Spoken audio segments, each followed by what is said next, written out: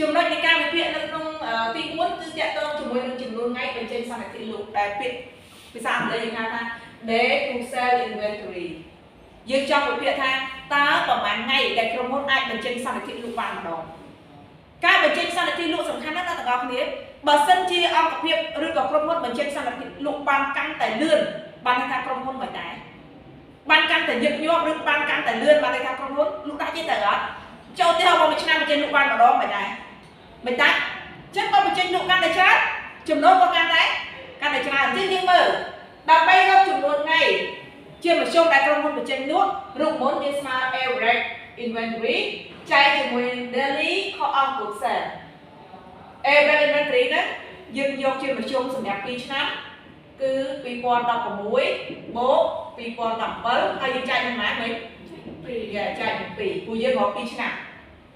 ចំណែក daily cost of goods sold ដែលហៅថាជាមធ្យមនៃការលក់ប្រចាំថ្ងៃសំដៅជាមធ្យមនៃថ្លៃដើមនៃការលក់ប្រចាំថ្ងៃអានេះថ្លៃដើមបងប្អូនណាគឺយើងយក cost of goods sold របស់យើងហ្នឹងចែកទៅ360ថ្ងៃមកឬក៏អាស្រ័យទៅលើក្រុមហ៊ុនចង់យក360ក៏បាន365ថ្ងៃក៏បានអាស្រ័យលើក្រុមហ៊ុនណា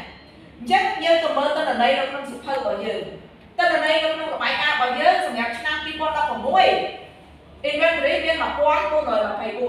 សម្រាប់ឆ្នាំ2017 inventory មាន1252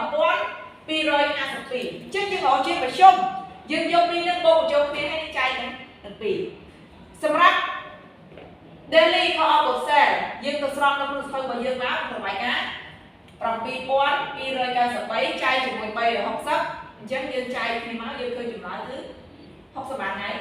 66ថ្ងៃអញ្ចឹងជាមធ្យមក្រុមហ៊ុនអាចបញ្ចេញសន្និធិលក់66ថ្ងៃគឺចេញបញ្ចេញលក់បានម្ដងនៅក្នុងលទ្ធផលនេះ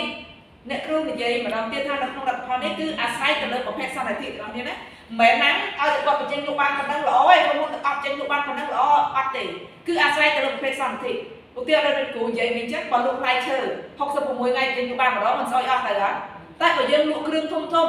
ដូចជាកុំព្យូទ័រឬមួយក៏ដូចជាឡានដូចជារថយន្តអីអានឹងបានអត់អីអរគុណច្រើន